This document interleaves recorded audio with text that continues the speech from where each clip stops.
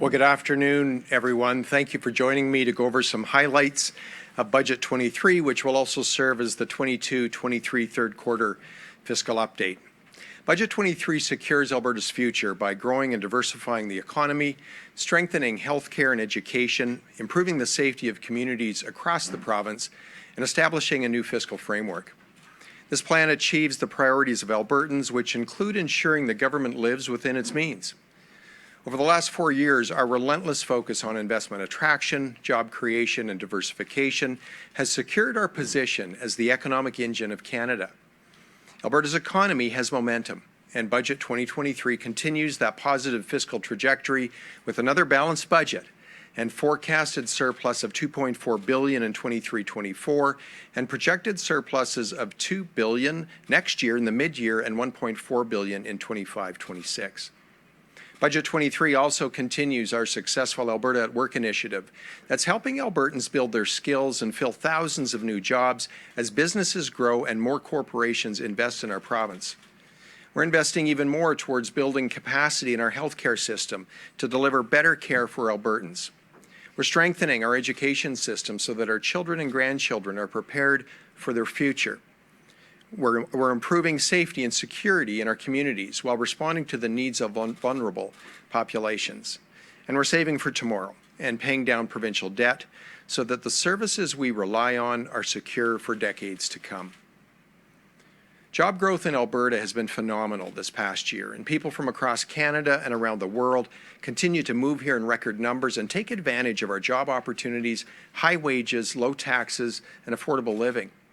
National and global companies have expanded in Alberta, creating new jobs, diversifying our economy, and taking advantage of our extremely competitive corporate income tax rate. Budget 23 is securing Alberta's advantage. Building on the $600 million committed over 3 years to the Alberta at Work initiative, Budget 23 includes an additional $370 million to get more unemployed Albertans back to work. We critically need more doctors and nurses to provide care for Albertans, so we're creating 1,800 new seats for healthcare aides, licensed practical nurses, and registered nurses. Now we're also committing $30 million over 3 years to create 120 more seats in medical degree programs at the University of Alberta and the University of Calgary, a 40% increase in the total number of seats that will be in place to train future physicians. We're expanding training opportunities in other sectors as well.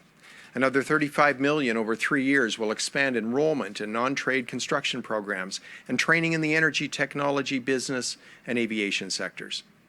We're strengthening Alberta's economy across all industries and creating opportunities so every family can participate in the Alberta Advantage. While economic growth is strong, times remain tough for many families and households. New relief measures are helping post-secondary students with lower student loan interest rates and more repayment assistance. We're providing more grants and bursaries to low-income Albertans upgrading their skills to fill jobs in high-demand sectors. These measures will keep $178 million more dollars in the pockets of students each year as they upgrade their skills and acquire new knowledge on their road to successful careers. This adds to our comprehensive affordability measures, including the suspension of the fuel tax, electricity rebates, the indexation of personal income taxes and social supports to inflation, and targeted supports to our seniors, families, and most vulnerable. We're also making record investments in kindergarten through grade 12 education to secure the future for our youth. In total, Budget 23 provides an additional $1.8 billion over 3 years, including a 5.2% increase in 23-24 to fund enrollment growth, reduce class size, meet the specialized learning needs of students, and improve transportation. The 23 capital plan supports 58 school projects, including new schools that will provide new and improved student spaces, create jobs, and revitalize Alberta communities. During our budget consultations, we heard from Albertans across the province who identified the need to strengthen our healthcare system and increase its capacity. We've heard you.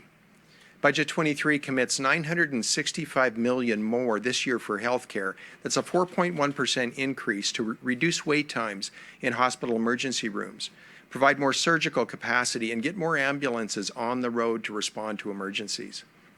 We're supporting the Alberta Surgical Initiative with $237 million over 3 years, including $120 million in new money to build and expand operating rooms in 14 communities to allow thousands more surgeries across the province.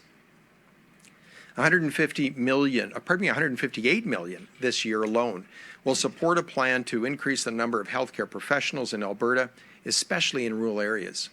Another $150 million over 3 years for emergency medical services will hire more staff and improve ambulance response times, and $15 million will put more ambulances on the road.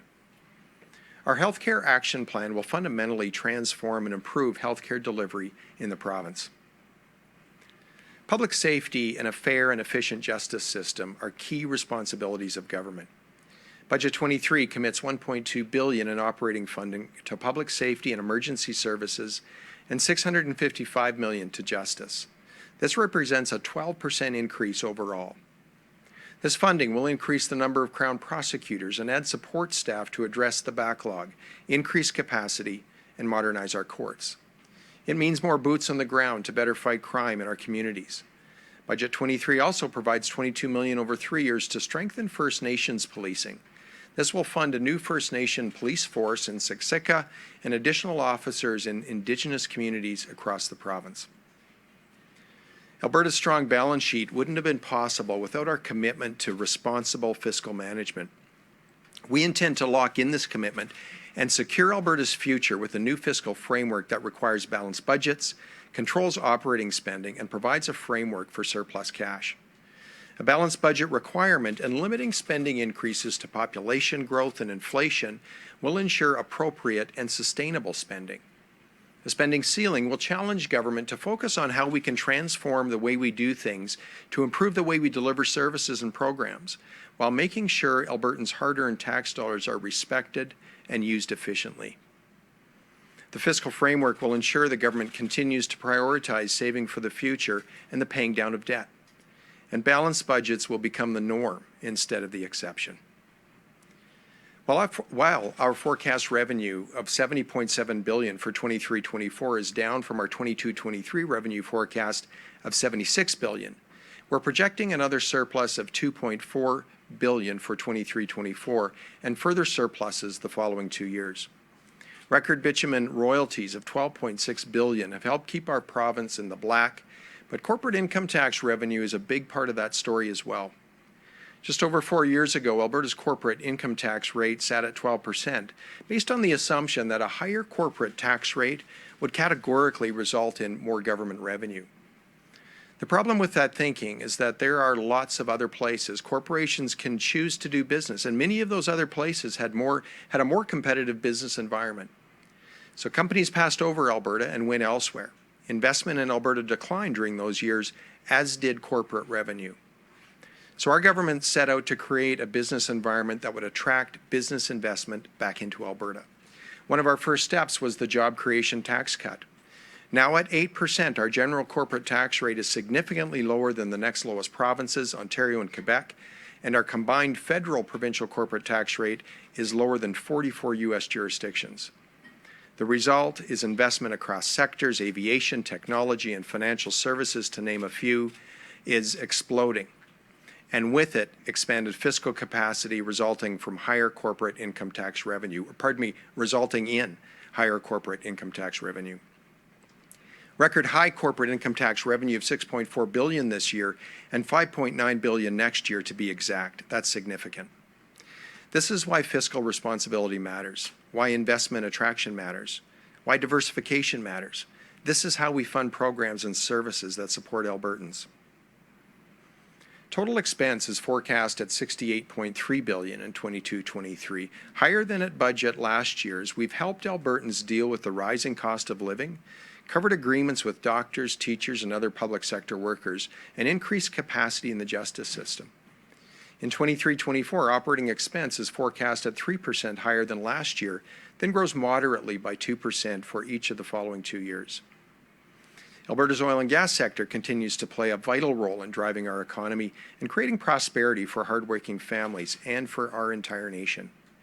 The government is forecasting a price of $79 US for a barrel of West Texas Intermediate in 23-24, dropping to 76 and 73.50 in the out years. We continue to stand up for Alberta's energy industry and the Albertans whose livelihoods depend on it.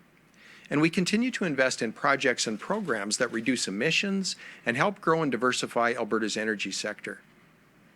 Alberta's economy is poised to grow at 2.8% this year, continuing to lead the country.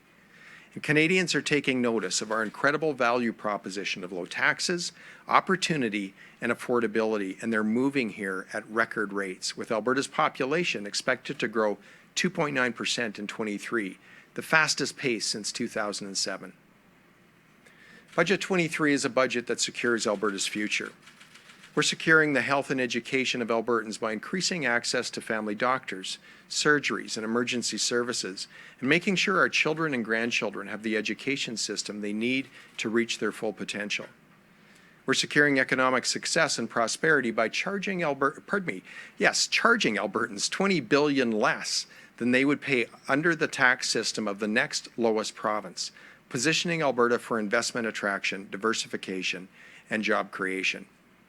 And we're securing our future with a new fiscal framework that will require appropriate and sustainable spending, prioritize debt repayment and savings and surplus management, and ensure the next generation is not encumbered with a debt they did not incur. Budget 23 is securing Alberta's future, your future. Thank you, and I'm happy to take some questions. Media Q&A, you'll have one question, one follow-up. Either give us two at the top or one and one.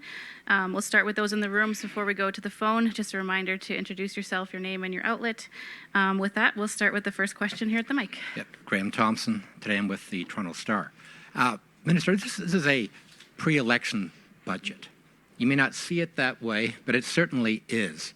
So how has the upcoming election influenced or affected today's budget? Well, Graham, you're right. We have an election here in a few months, and this is a budget just ahead of that election. But really, Budget 23 continues the direction, the course that we set in 2019.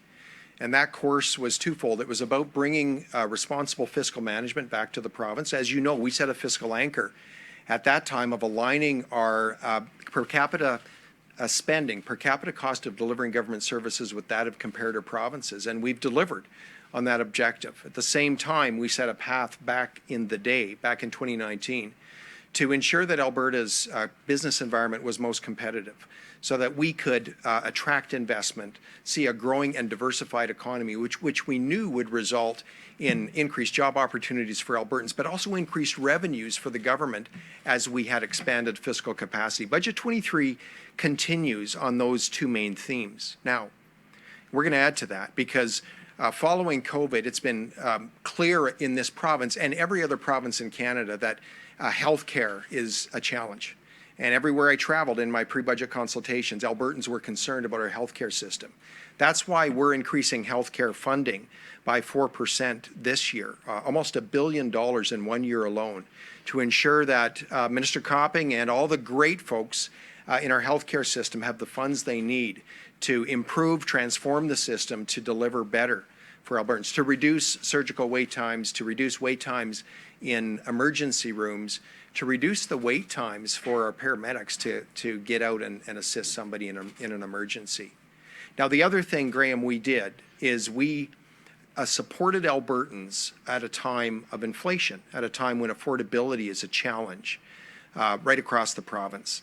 And so, again, we signaled our affordability support in our mid-year report. Of course, this budget funds a number of affordability measures, certainly in the upcoming budget year and even in the future years. But again, that's simply a response to the fact that, you know, in Alberta, over the last 3 years, we did the heavy lifting fiscally. We got our fiscal house in order. We're running a surplus, thanks to very high energy prices, a very significant surplus in the current fiscal year. All of that gave us the ability as a government to support Albertans during a time of affordability challenge. And speaking of elections, will you run in the next election, upcoming election? Graham, I've been focused on preparing this budget and presenting it. I'm going to be finalizing a decision and announcing that in the days ahead. But why wouldn't you know now? Sorry. Yeah, okay. Audrey. Hi, Audrey Neveu, Radio-Canada. I want to know, what are the consequences of the Alberta government if it ever happens that it does not respect the fiscal framework that it will set out in legislation? What's the consequence except just saying, oops, we broke our own law? 100 days of jail time. How's that?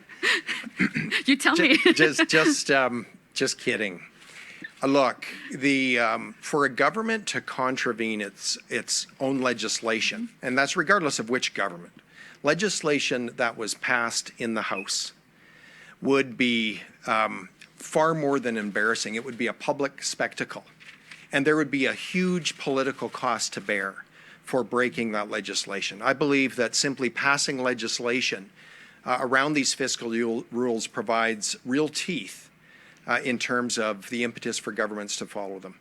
That's why crafting the fiscal rules and the details in the fiscal rules are so important. We have a revenue structure here in the province and a resource-based economy where we have revenue volatility, and these rules have to accommodate that kind of revenue structure and economy, and I believe they do.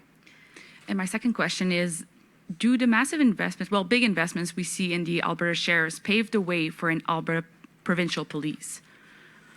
Right now, we're focused on better enforcement and less crime. That's the focus of our government. So we're making very significant investments, both in our public safety ministry as well as our justice ministry. And we're going to be funding well over 200 additional enforcement officers across the province. That's significant. That's our focus right now. And of course, the second part of that is to ensure that we have a justice system with the capacity to deal with, every case that needs to be heard. Every perpetrator needs to have their day in court. Justice must be served. That's why we're increasing, again, public safety and justice ministry budgets by about 12% on average. Great. Thank you, Audrey. Hi, Minister. Julia Wong, CBC National. Considering how volatile things have been for Alberta in the last 10 years, could you have saved more? Could you have paid down the debt more, considering interest rates are so high? We have, look, we inherited a government that was spending $10 billion more than comparator provinces back in 2019. We set out a fiscal plan to thoughtfully, carefully, surgically bring our cost of delivering government services down. We didn't take the Ralph Klein approach of doing it in 1 year with 20% cuts. We took 4 years to do it, which we believed would be easier on Albertans to take that route, and we've delivered on that. This year in 22-23, our per capita cost of delivering government services is right in line with the average of BC, Ontario, and Quebec, and so that's significant progress. That's what set the stage for this province to ultimately deliver balanced budgets into the future. So we immediately went to work on bringing fiscal responsibility back to the province, and it's that work that ultimately led us to a very significant surplus last year, which allowed us to reduce our debt by over $13 billion, saving Albertans $260 million in 22-23, about $550 million in 23-24, and just under $600 million in 24-25 in debt service costs. That's almost $1.2 billion that can go to education, go to healthcare, or maybe go to the Heritage Savings Trust Fund. Again, would it have been better that previous governments would have brought fiscal responsibility in the years earlier? Yes, it would have been. But the minute we took office in 2019, we went to work, and we had a few bumps. COVID, the largest contraction in the global economy since the Great Depression, and the largest collapse in energy prices in history was all in the mix. But again, we stuck to the plan, and I have to give credit to Albertans who dug in and worked hard and showed incredible resilience. Alberta entrepreneurs who saw opportunity that governments never could and stepped out and invested and grew this economy towards leading the nation right now. That's what dug us out of the hole. That's why we're able to pay down the debt and save Albertans these debt service costs. You mentioned the Heritage Fund earlier. I want to ask you about the Alberta Fund because we all got a crash course on it a little bit earlier. Because what it sounds like is it's a way for the UCP government to say, hey, we have $1.4 billion left over right before the rates dropped and before there's an election. The purpose of the Alberta Fund is to bring discipline to the use of a surplus. That's really the purpose of the Alberta Fund. Look, I know in our businesses or even in our households, in my experience, if you have unallocated surplus hanging around, it's pretty easy to spend it irresponsibly. The Alberta Fund will provide guardrails, will provide a framework, will require discipline in ultimately spending that money. There's only 3 uses for funds that end up in the Alberta Fund, which of course is all of the surplus that's not being used for debt repayment in the year that it's achieved. And of course, those uses are holding the funds for future debt repayment, additional deposits into the Heritage Savings Trust Fund, and of course, a one-time expenditures on strategic government priorities that are non-reoccurring. In other words, not just dumping it into programs and ultimately inflating the cost of delivering programs to an unsustainable level. The whole purpose of the Alberta Fund is in fact to bring discipline to the process. Great, thank you. Catherine? Catherine Gurkowski, Alberta Today. So the last few weeks and months I've been told, stay tuned, stay tuned, stay tuned. Stay tuned for the liability management incentive program details, for the CPP, for an Alberta Provincial Police, and there's a whole bunch of these promises. I'm not seeing details, I'm not seeing line items. Why are so many of these not accounted for in this budget? Well, look, a budget is ultimately a strategic plan laid out numerically for the upcoming year. And so you're not seeing an Alberta pension plan in this budget. You're not seeing a definitive Alberta police force in this budget. And you're not seeing an R-Star program in this budget because none of those policies have been approved. Right now, we as a government are reaching out on all of them and consulting with Albertans. As the Minister of Finance, I'm looking forward to the day when I can release the report that we've been working on with respect to an Alberta pension plan. Right now, that report's being updated for a fresh data set that we received in December. The work will be done sometime in May, and it will be important that Albertans receive the report and can take a look at the opportunities and the risks of an Alberta pension plan and ultimately make the decision. So no, right now in this upcoming year, we don't have plans to move to an Alberta pension plan. And in terms of an Alberta police force, again, there's no budget line in there because we haven't made definitive plans to do that. All of these policies require engagement with Albertans, and ultimately Albertans need to decide. And on healthcare, you had mentioned this 4.1% increase, but on your own self-imposed limitation of population plus inflation, you could have spent up to 8.7%, and we're even seeing cuts still in health to things like cancer research and prevention. Why not use that full amount that you could have? Why not go even bigger for health? Our fiscal rules around a limitation on increasing expenditures no higher than population growth and CPI creates a ceiling. It doesn't create a target. Our target continues to be the fiscal anchor that we identified in 2020, and that is to align our per capita government spending with that of other provinces. We believe in Alberta we can deliver programs at least as efficiently as the other provinces. A 4% increase in health spending on top of a 4% increase the year before is very, very significant. And if we take the COVID costs out of the year before, out of 21-22, which were significant, we were right in the middle of COVID, then our increase in health spending is actually closer to 11%. We need to ensure that we're funding health adequately. We also need to ensure that we're continuing to bring fiscal discipline to the province. I believe this budget achieves both. Hi, Lily Polenchuk from the Gateway. For my first question, for 3 years in a row, the Campus Alberta grant has received cuts, but with Budget 23, it seems like this trend is reversing. So if so, why have you decided to reverse this trend now? So in Budget 2022, we as a province started to recognize that we have thousands of unfilled positions that require specific skills and competencies. We started reinvesting again in a significant way in our great world-class post-secondary institutions. That was really our workforce initiative. That was $600 million in total over 3 years. A portion of those funds were used to buy specific seats in specific occupations and disciplines where there was great demand. Just a really quick story. For the funds we set aside, we believed we could buy 7,000 seats, and these were seats in high demand areas. And Minister Nicolaides, to his credit, worked with our great post-secondary institutions.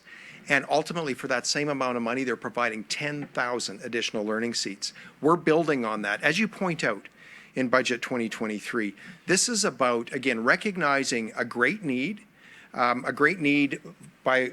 for Alberta employers, but also a really important great need for Albertans to have the skills they need to participate in this great Alberta advantage.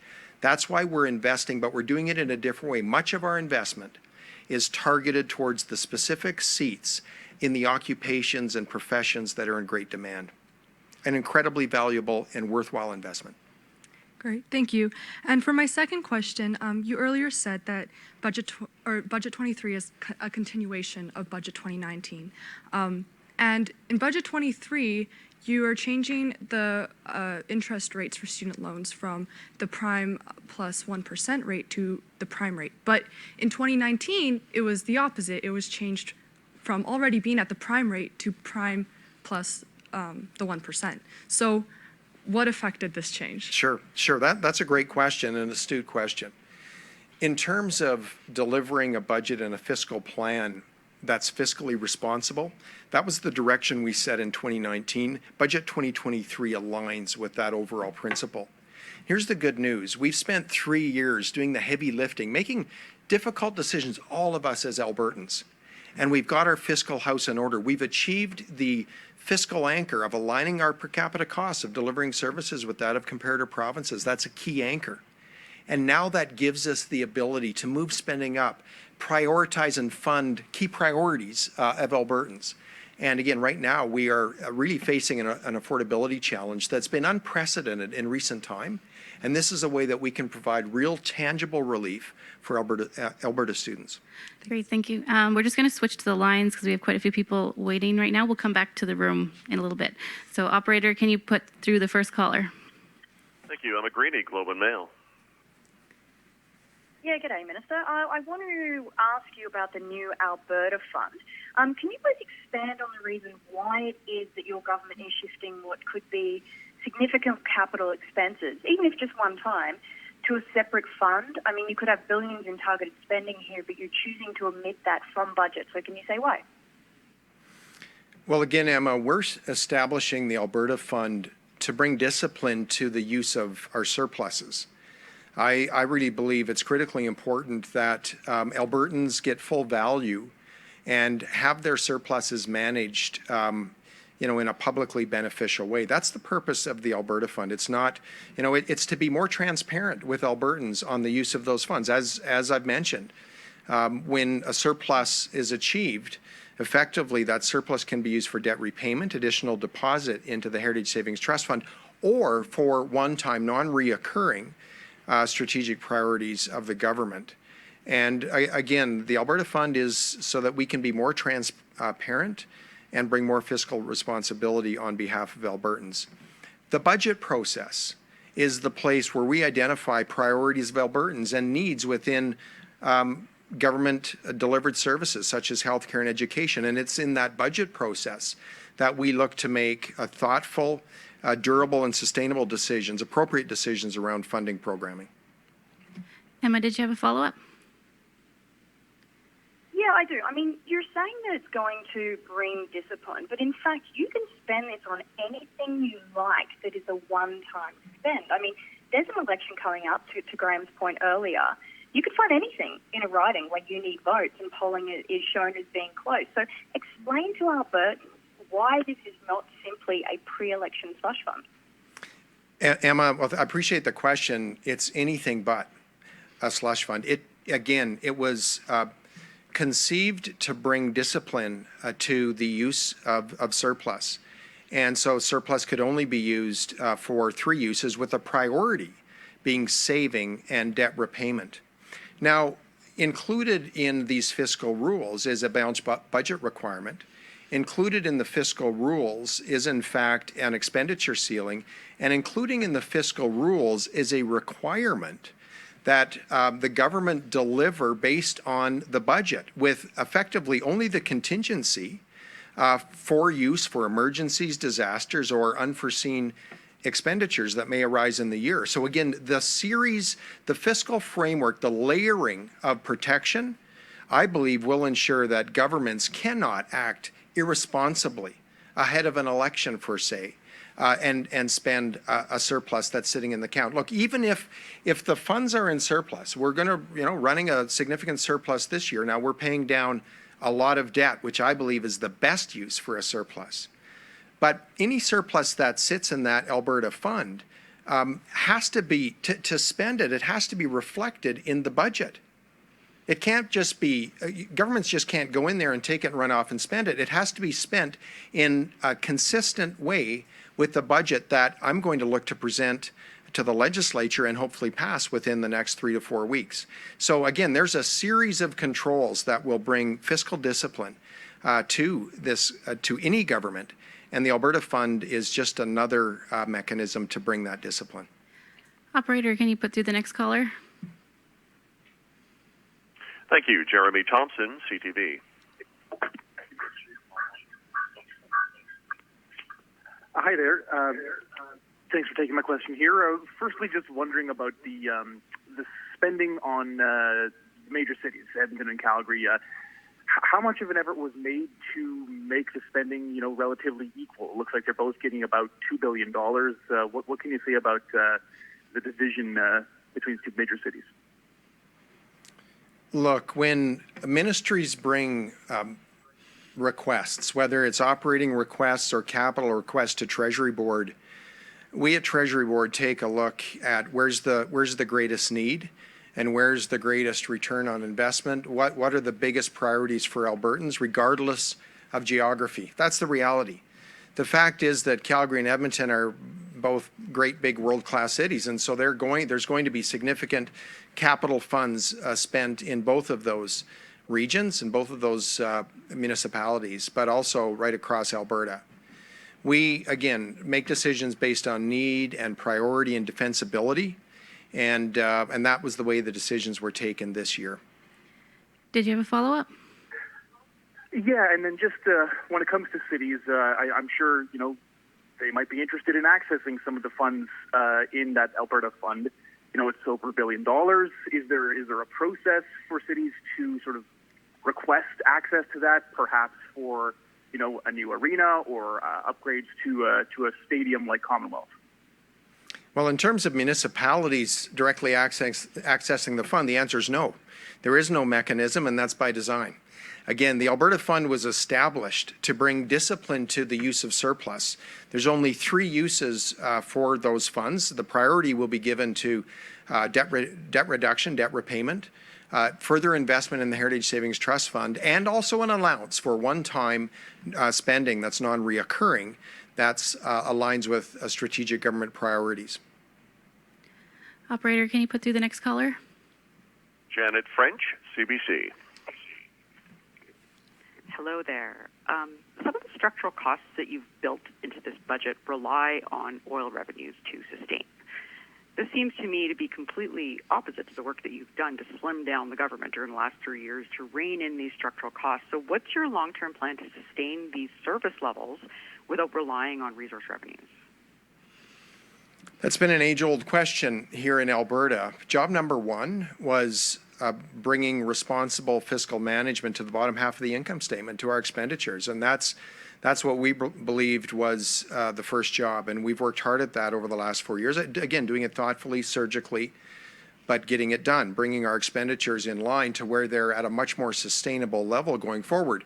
They're to the point where we can make additional reinvestment. We can invest in Alberta's priorities. We can meet emerging needs because we've done the heavy fiscal lifting. Now, with respect to Alberta's revenue structure, it does remain volatile. We do depend at this point, certainly to a significant degree, on non-renewable resource revenues. And that's our reality right now. At the same time, we've focused on, again, creating a business environment that would attract investment and further diversify the economy. That's also happening, and that's in part reflected in the increasing corporate tax revenue and personal tax revenue that we see in the province. So that is also part of the equation, and we're focused on that. There's great value in a more diversified economy in Alberta, not only so that Albertans can have, find and pursue careers, perhaps that they couldn't in Alberta a few years ago, but it also will create more stability for government revenues going forward. Did you have a follow-up? I do, but if we're looking at the numbers for 23-24, I mean, $18 billion of the revenue you're expecting is coming from resource revenues, and we're going to spend $68 billion. What's to prevent you, if oil prices crash, from having to come back and then lay off all these healthcare workers, these education workers that you're hiring? Look, we went through a period of time where WTI oil prices hit the negatives in 2020. And the WCS prices stayed at $10 for far too long. We managed through that, and we managed through that while we continued to deliver government services. In fact, at the time, we were dealing with a pandemic, and we were having to support Albertans at a much higher level because of that.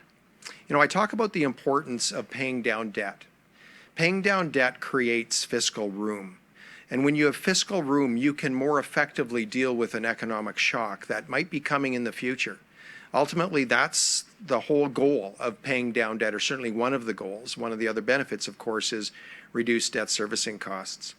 I've said in previous years, and I continue to believe it, after the government of Alberta gets their spending in line, which we've achieved that, at some point in the future, it'll be important that Alberta takes a look at its revenue structure to ensure that it's most appropriate, that it's most efficient. There's a time when that will be important, and that time will probably be in the not too distant future. But right now, we're focused on delivering very efficiently. We're also focused on positioning Alberta's economy for economic growth and diversification, which also diversifies the government's revenues. Okay, we're going to take two more on the line, then we'll come back to the room. So, operator, put in the next caller. David Staples, Edmonton Journal. Hi, thanks for taking my call, Minister. So I'm looking at the increase in non-renewable resource revenue from 2 years ago to now. 2 years ago, it was $3.1 billion. Now it's $27.5 billion. So that's a 790% increase in non-renewable resource revenue. Someone looking at that might say, well, you're taking a lot of, why do you deserve credit for balancing the budget and paying down the debt when you get that kind of economic windfall? What would you say to someone who poses such a question to you? What credit do you think your government deserves here? David, that's a great question. And energy revenues, non-renewable resource revenues, oil royalties, if you will, continue to play a big part in our revenue mix. And of course, the energy industry is a major industry in the province. And so it contributes to economic activity, which of course support personal income tax revenue and revenues from corporate taxes as well. So it's a major player in Alberta. But it's the combination of things. Granted, the recovery in energy prices was very, very significant. But David, if you recall, when we presented Budget 2022 a year ago, we presented that budget based on fairly modest energy prices that were realistic based on the time and the day. And we were projecting very modest surpluses. We were projecting a surplus last year of $500 million. And we also had done the work. We had extrapolated where our spending would be had we continued on the spending trajectory of the previous government. And instead of a $500 million surplus, we would have had a $6 billion deficit. So a balanced budget is a combination of things. Firstly, we absolutely have been blessed as Albertans over the last year and a half with an increase in recovery in energy prices, certainly a big part of the story. At the same time, we've seen government revenues grow broadly as we've seen a more diversified economy, contributing to more personal income tax revenue and corporate tax revenue for the province of Alberta.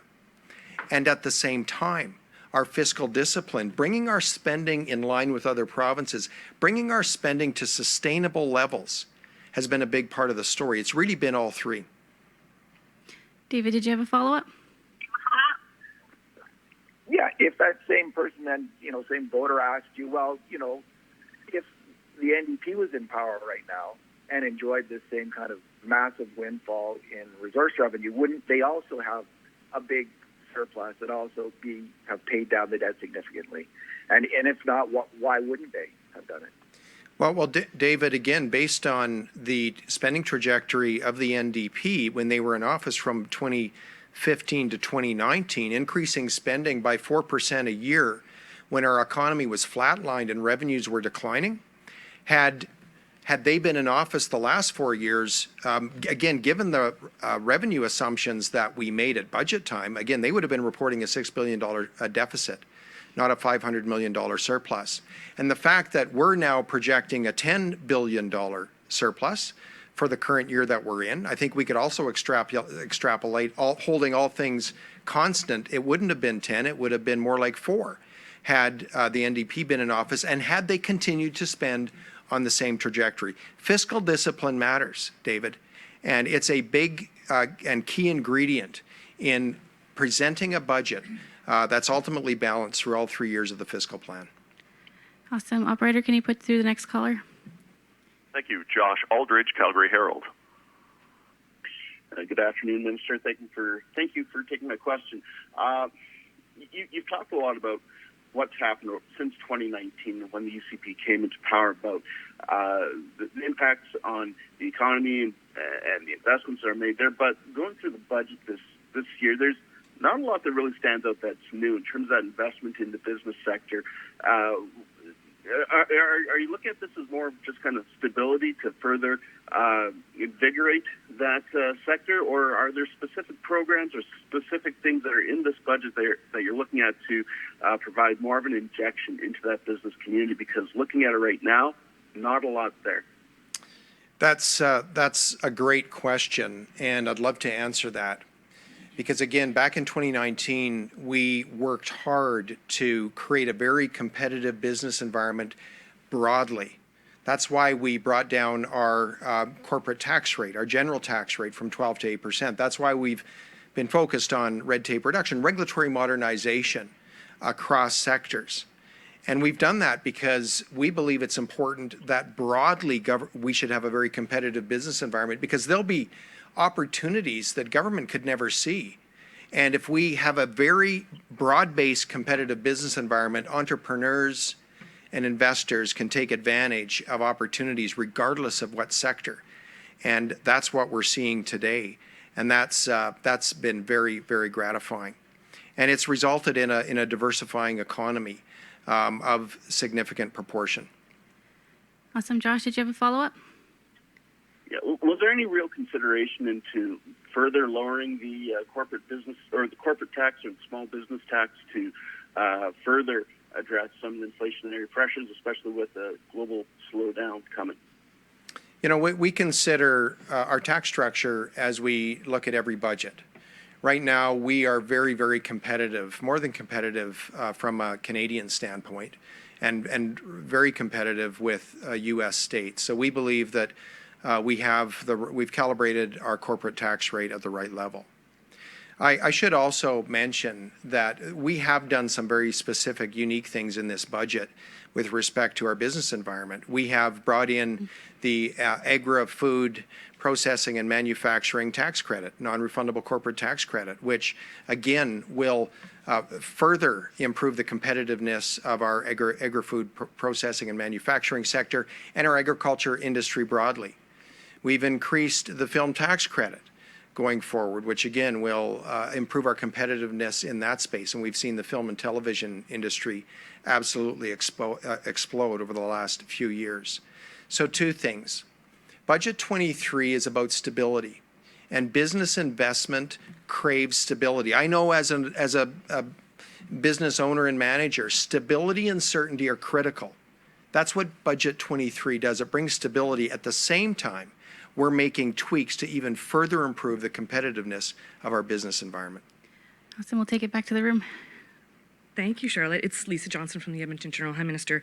I just want to go back to Emma's question about the Alberta Fund. You're saying that the purpose of the fund is to have guardrails up. to direct how the government spends a surplus or what it does with a surplus. But this is discretionary one-time funding. Are you promising that you are going to detail any spending from the Alberta Fund, if there is any, before the election in the legislature? Because there are no details in this document, in the documents today, about what the government plans to spend potentially $1.4 billion on, potentially a month before the writ is dropped. Any spending that's done between now and the election needs to be reflected in the appropriations bill and fiscal plan that I'm presenting in the legislature later today. That's a reality for the upcoming budget year. Again, there's a contingency amount, $1.5 billion in the budget that I'm presenting. And that contingency fund is crucially, vitally important to ensure that we can deal with disasters and emergencies that we're unable to budget or plan for. But again, any plans and programs need to be reflected in this appropriations bill. And so no, again, the Alberta Fund really does provide guardrails. And firstly, at least 50% of a surplus has to be used towards debt that's maturing in the year the surplus is attained. That's number one. It prioritizes debt repayment. That's our fiscal rule. But anything that ends up in the Alberta Fund, only debt repayment, additional investment into the Heritage Trust Fund, or again, one-time non-reoccurring investments that align with government strategic priorities could fit as well. But that needs to be reflected. Those plans need to be reflected in a budget. Follow up? Sure, yeah, I mean, but we won't see a fiscal update until after the election, so we won't have those details. But you're saying that it's going to be reflected in appropriations in detail. Just to clarify, but I have a second question, which is a bit of a niche question. In a mandate letter to her minister, Premier Danielle Smith, asked for a digital innovation tax credit for video game creators. I'm wondering why that was abandoned in this budget. I don't see it anywhere in the budget. Sure. I mean, you know what? We constantly evaluate our competitiveness in every sector where we know we're naturally competitive. Certainly the tech sector is an area where we're naturally competitive. The numbers speak for themselves. And I should point out that in 2022, Alberta set another record in terms of venture capital investment at something like $729 million. And we did that. We set a new record at a time when provinces, other large provinces with large tech sectors, saw a decline in investment. So the point there is that Alberta is very competitive in the tech space. We have a growing tech sector in Alberta. We evaluate the competitiveness of every sector ahead of every budget, and a digital media tax credit is not included in this budget. We continue to work with the sector and the industry to understand what they're going to need to remain competitive. If I take a look broadly at the tech sector, what we're doing, again, broadly as a province, and that includes governments, includes our academic institutions, it includes our world-class tech sector, what we're doing broadly is working because we're winning with venture capital investment. Great. Thanks, Lisa. Good afternoon. It's Safe Kaiser Global News. Minister, a couple questions back. A couple of times you said this is not an election budget, but when we actually look at the budget, we see Calgary, which is a battleground, mentioned almost double the amount of times Edmonton is, more money going to Calgary for more things.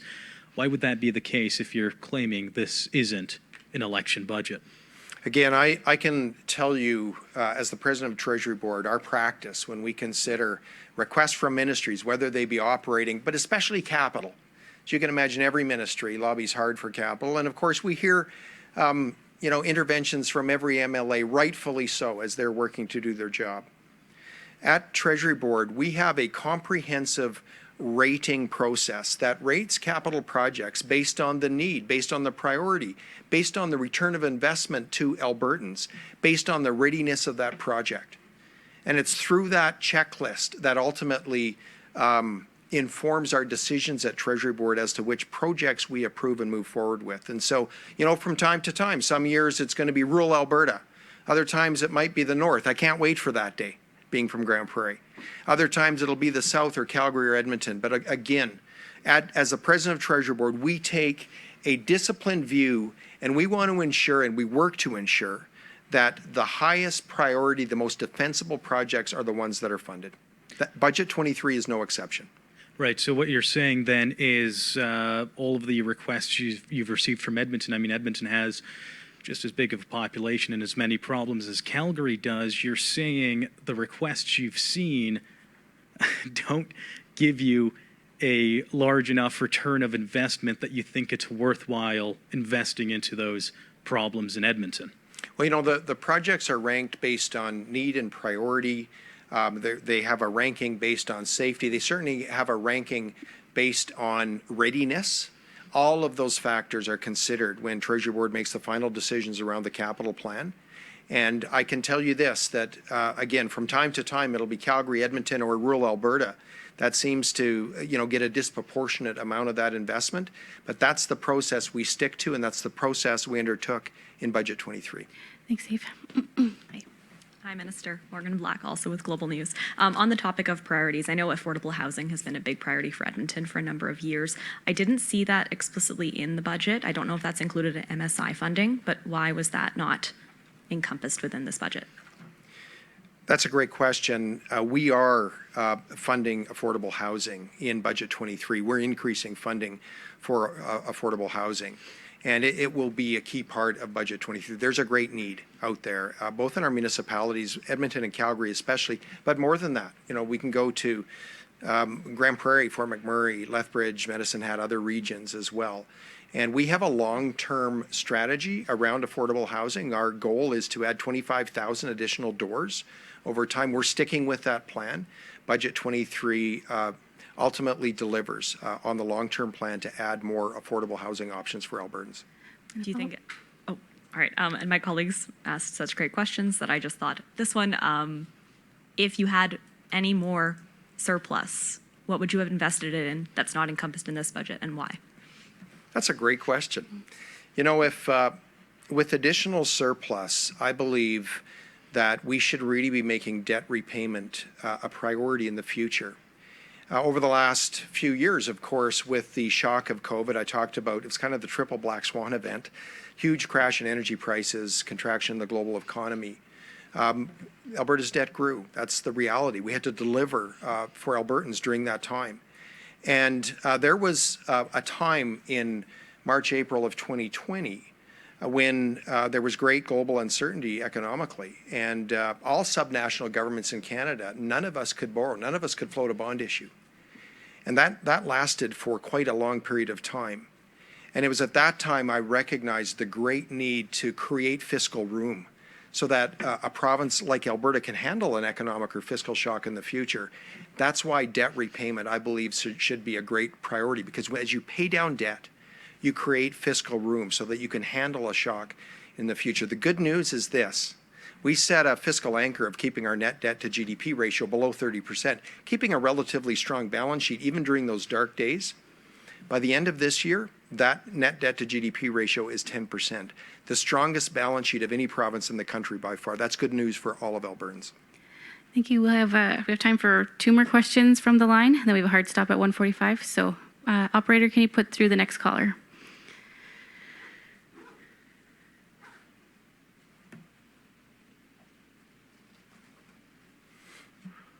One moment, please.